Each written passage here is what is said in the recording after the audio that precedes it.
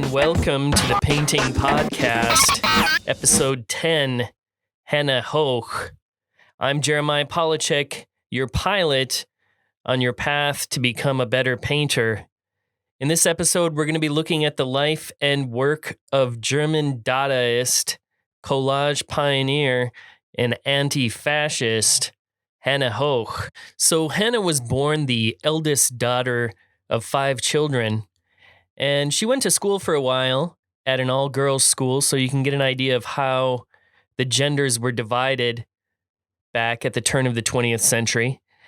And she went to school until she was 15 years old there, and then she was taken out to look after her new little sister. So you can think about, nowadays when a girl gets pregnant at 16, we think, oh, her life is over. Her life is ruined. We make a show about it called Teen Mom. But back then, they literally took their daughter out of school to look after their kid. Okay? So this gives you an indication of what's to come in Hannah's future in terms of the culture that she's thrown into and the classifications of gender and what men are supposed to do and what women are supposed to do, because that will continue to be at the forefront of her work throughout her life.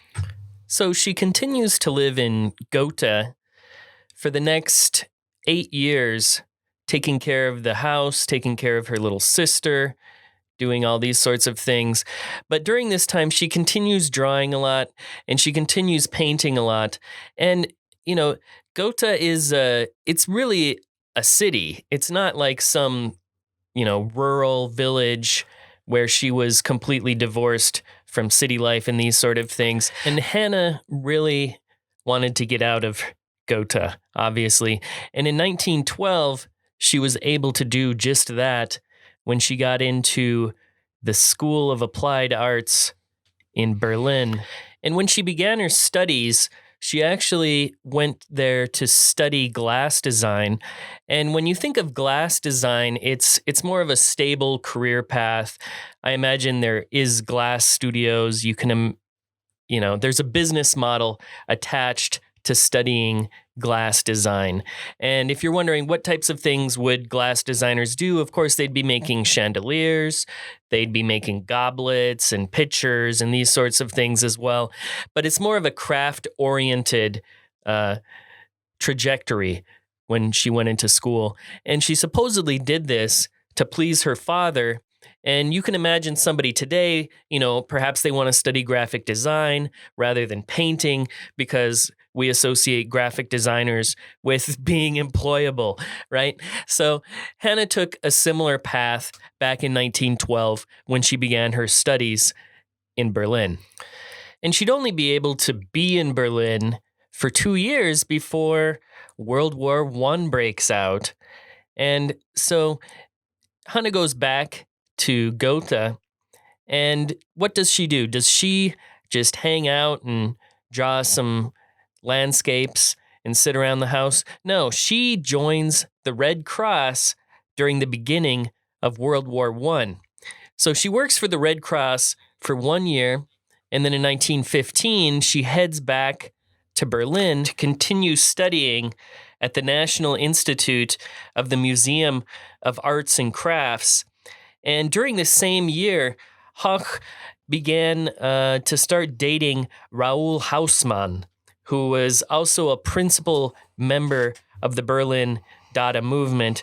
And when we're thinking about Dadaism and what it means, Dadaism actually starts around 1913 with the term anti-art that was coined by Marcel Duchamp. And Dadaism would gain in popularity after the war began in Switzerland. There's also a different strain of Dadaism that was happening in New York, and of course in Germany as well. So while Dadaism was the seeds of Dada were planted pre-World War I with Marcel Duchamp, it really gained in popularity after World War II began ramping up, and Dadaism was seen as an irrational, absurd, anti-aesthetic, anti-capitalist, anti-bourgeoisie alternative at the time. And one thing that really set Dada apart from other art movements was that it really spanned the burgeoning form of art, which is performance art, sculpture, painting, and of course with Hannah, the introduction of collage as well. And these were artists who were also creating a lot of books or pamphlets. Today we might think of them something similar to zines, and there's actually some aesthetic similarities between the early Dadaist publications and what we'd think of as these punk zines being today. Of course, we can see a lot of collage in these zine culture as well. So Hannah was involved with the Berlin Dadaists right from the inception around 1917. And she was, first of all, she was the only woman amongst all these male artists. And she also had really, really short hair. She was bisexual. And she was kind of gruff, I guess we could say the words would be. She was a very straightforward person.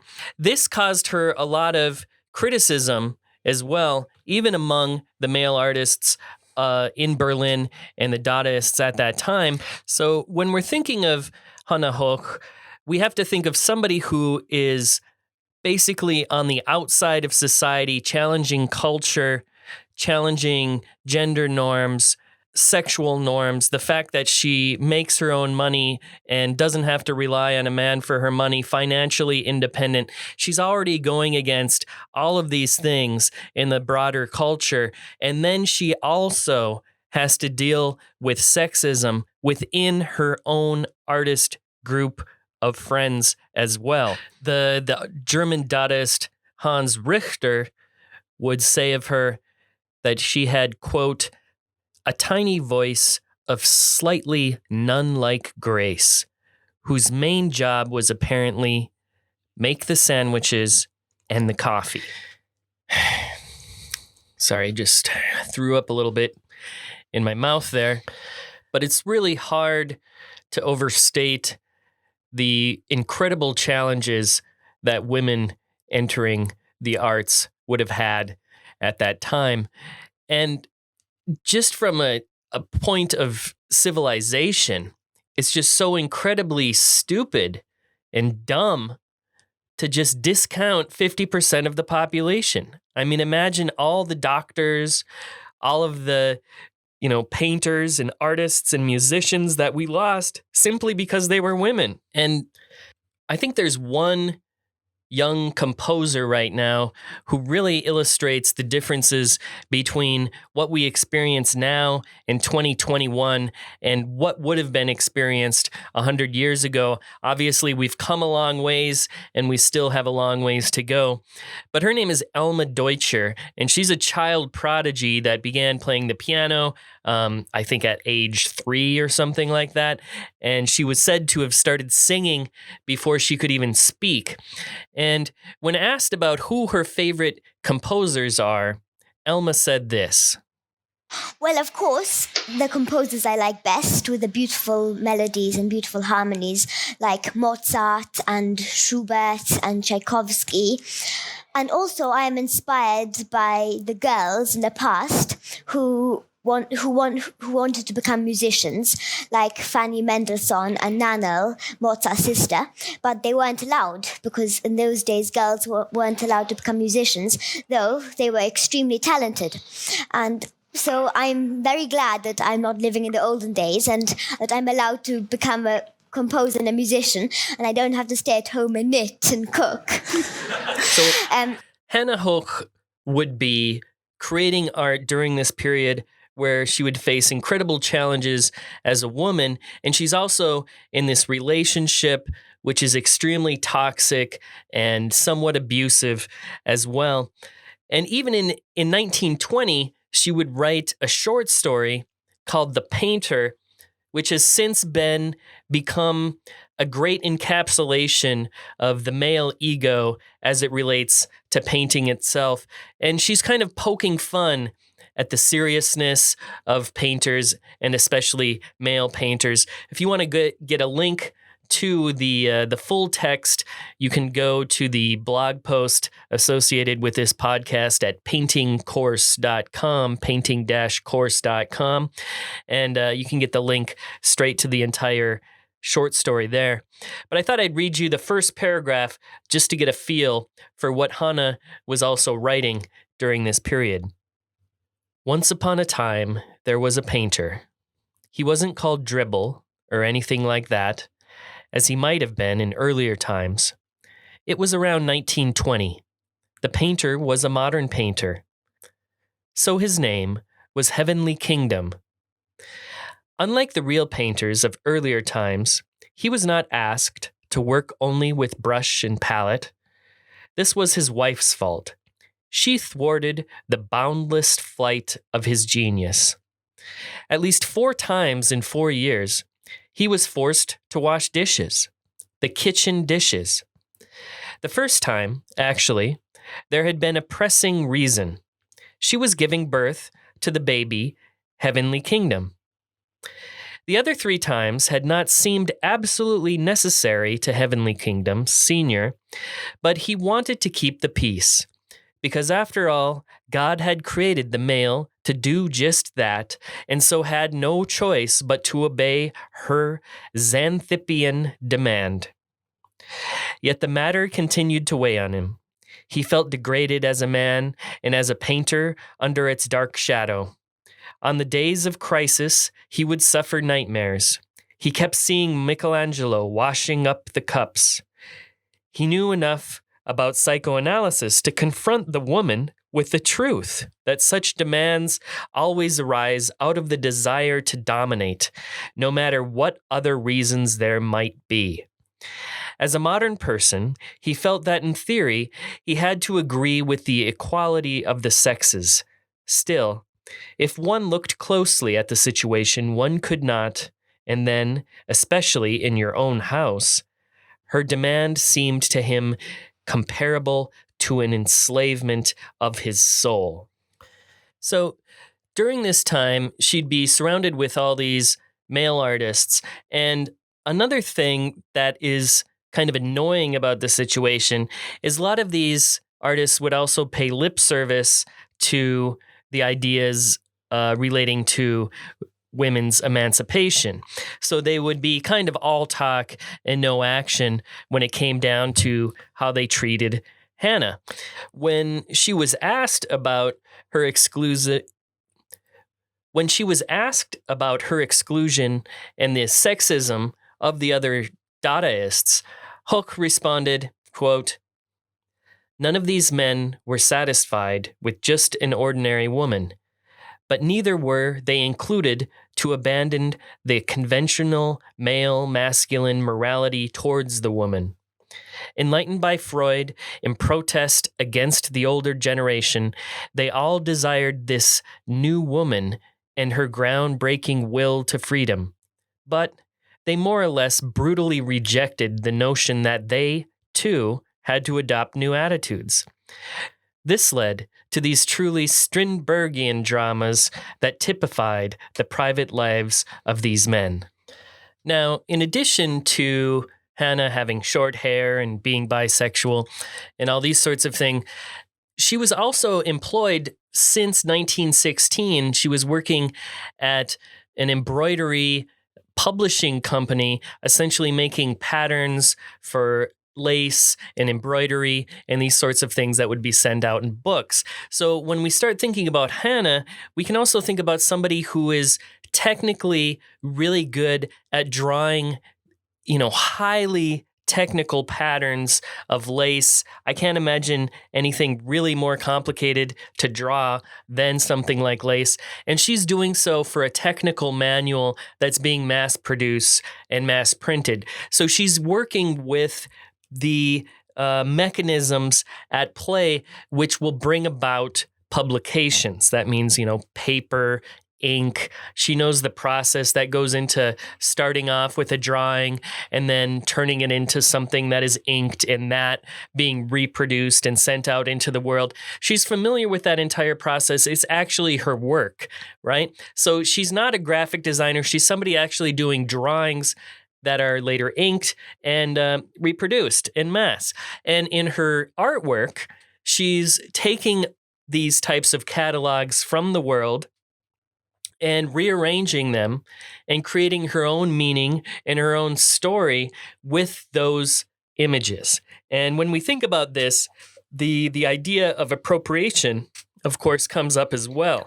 There's a good video on the subject called Everything is a Remix. It's a whole video series. You can find it on YouTube or Vimeo, these types of places. And I'd recommend checking that out if you're more interested in appropriation in art. But essentially, we see it almost everywhere in the 70s and 80s, especially with hip-hop culture, appropriating loops and sounds from other music and creating new music. And of course, collage art, which would start in around 1915, 1916 as well. And Hannah's involvement with that. So she's taking other people's images. And in this day and age, we really associate intellectual property laws as something that a brand has in order to legally cover their tracks. This is something that wouldn't have been in the popular mindset as much 100 years ago. So when Hannah is making these collages, she feels completely, absolutely in the right to take all these images and create her own artwork with them. Now, by 1920, she had worked for various magazines and created the piece Cut with the Kitchen Knife, Dada through the last Weimar beer belly cultural epoch of Germany.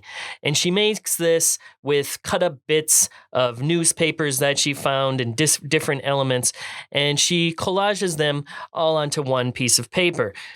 World War I would end in 1918, and this piece would be made 2 years later.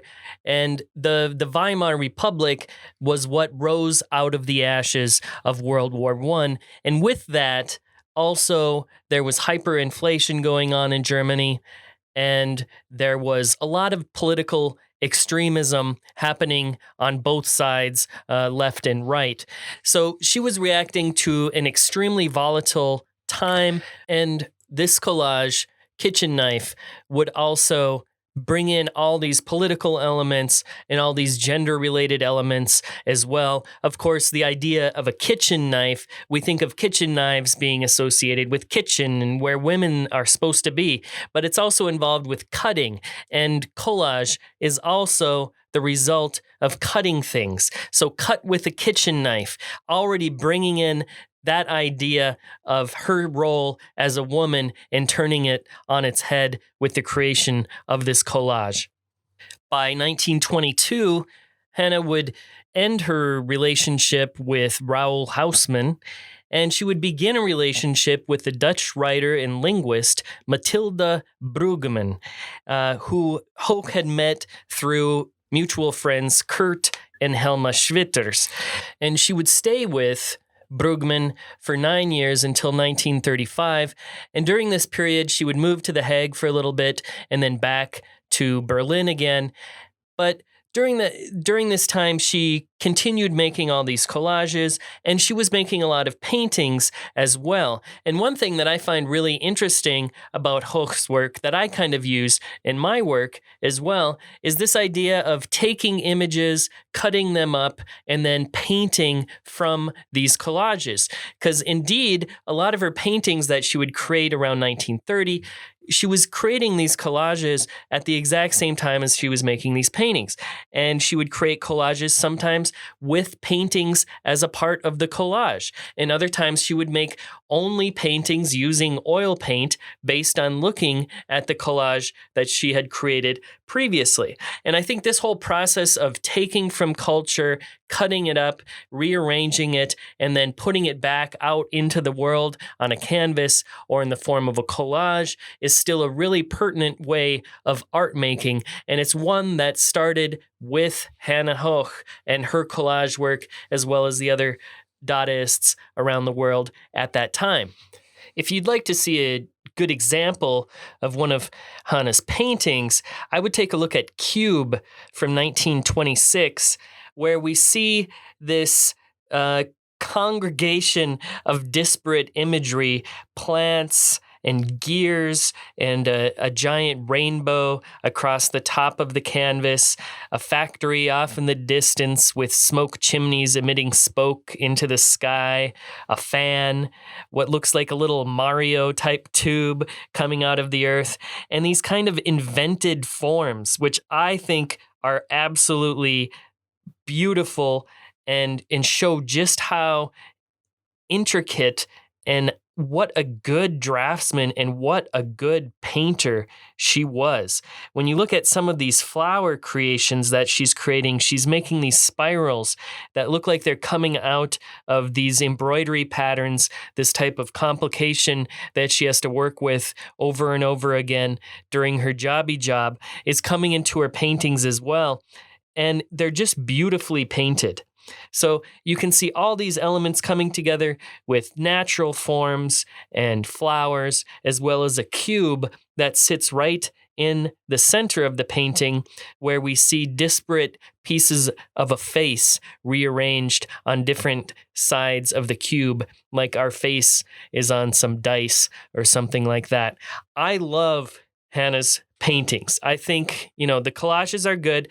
I'm just, this is the painting course web podcast and the painting podcast. This is the painting podcast, so I have to just naturally see myself magnetized to her paintings. But when I was looking up, there doesn't seem to be a lot of information about the paintings because she's so tied to photo collage and Dadaism. But I feel like these paintings, especially when they're comes in 1926, so we're deep into surrealism at this point, and Freud and Salvador Dali and Max Ernst. And Max Ernst, of course, is making photo collages as well, and he's also making paintings. And Ernst, for some reason, I think is more associated with his painting, and Hannah is more associated with collage, at least in my mind. But I just love her paintings, and I wish somewhere in the world there would be just a painting exhibition of Hannah Höch's paintings, because I don't think they get nearly enough of the attention that they deserve. By 1930, she would create the painting Symbolic Landscape 3.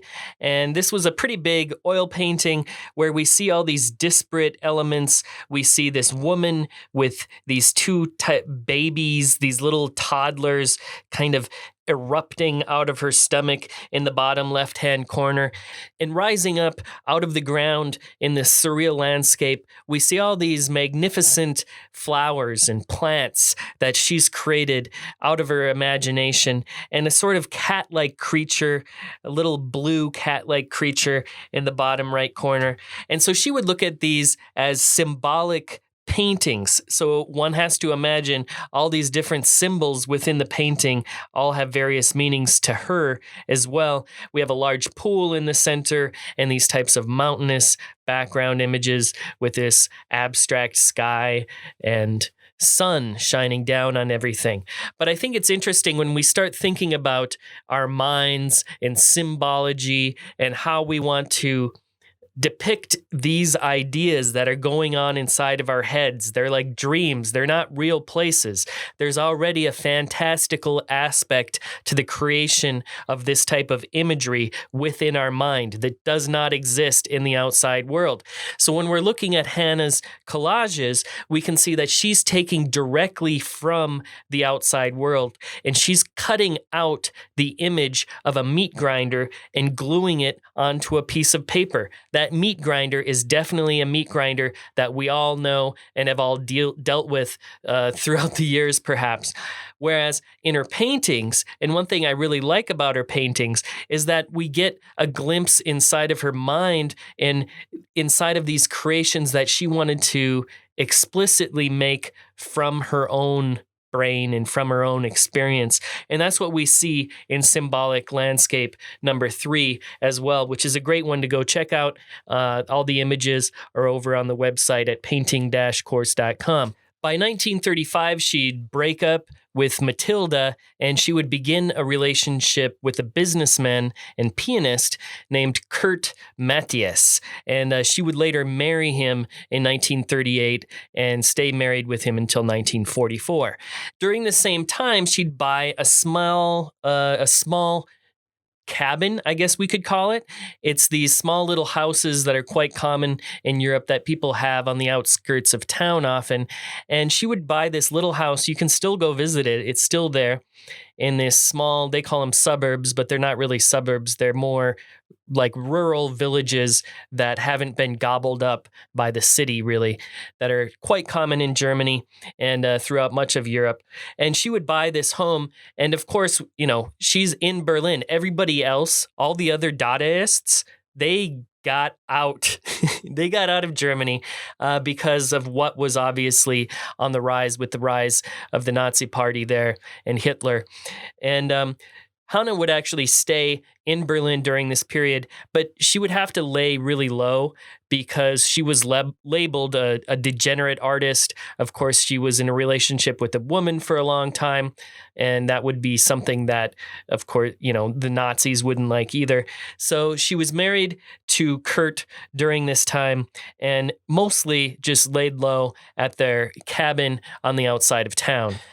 Now, preceding this move, she would have made a couple paintings that would be direct criticisms of the rise of Nazism all around her at that time. One of them would be called Savage Outbreak, that she painted in 1933, and of that she said, quote, "It originated in 1933.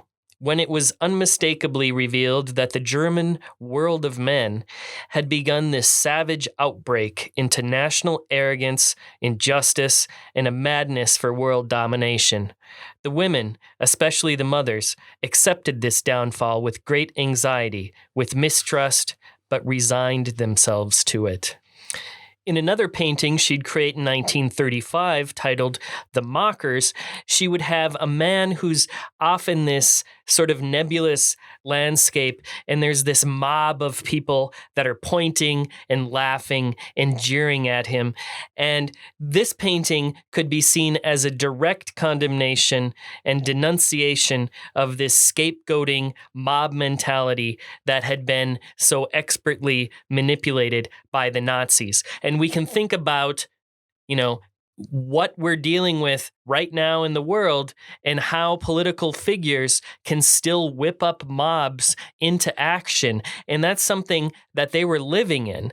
This isn't something in a history film. This is something that she was directly living in, and she chose not to run away from it. She chose to stay and keep painting.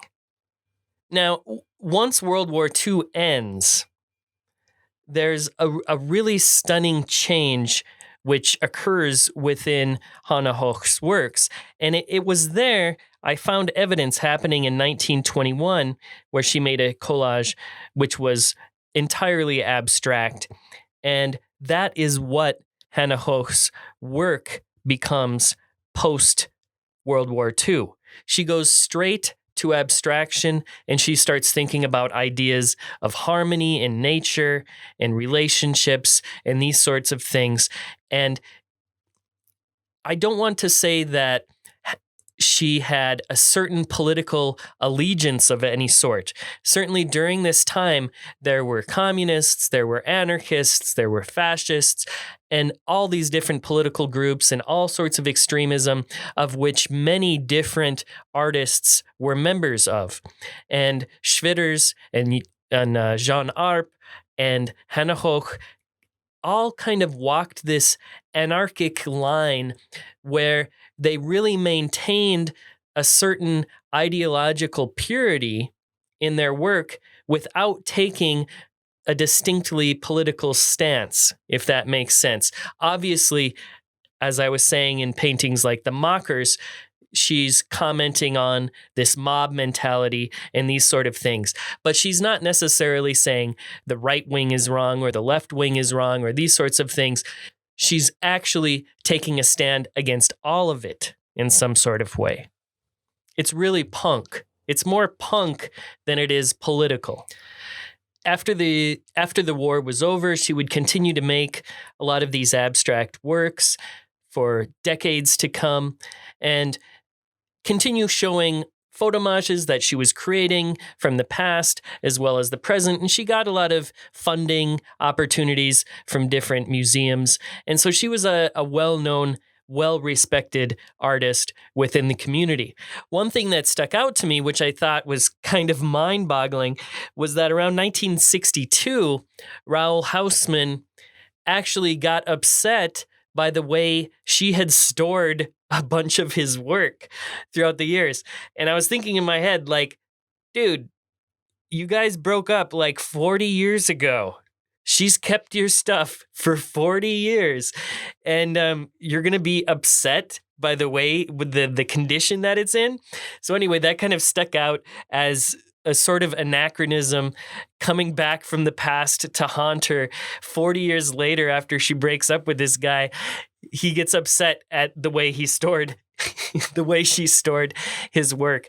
But I guess that's the world that she had to inhabit and the people around her. So she continued making her work until May 31st, 1978, when she would pass on in Berlin at 88 years of age, with 60 years showing and an unbelievable art career that spanned abstraction, surrealism, photomontage. Hannah Höch is somebody who really was able to maneuver through all these different movements seamlessly, and she's certainly an inspirational figure. So if you've made it this far into the podcast, thank you for listening, and we'll be back next week with another podcast, so stay tuned. And if you're interested in a one-on-one artist mentorship program, I've created one over at oko.academy, where you can do mentorships with not only me, but other artists in the field. So I really feel like what we're missing right now in all these online classes that people are taking is that oftentimes we're in this huge class of 70 people or 80 people or maybe even just 10 people, but we're lacking that type of one-on-one connection. And I think that's really important for artists to get better at what they're doing and to be able to achieve their goals artistically, financially, all of these sorts of things. So head on over to oko.academy if you're interested in a one-on-one mentorship with me or any of the other artists present on the website. Until next time, happy painting.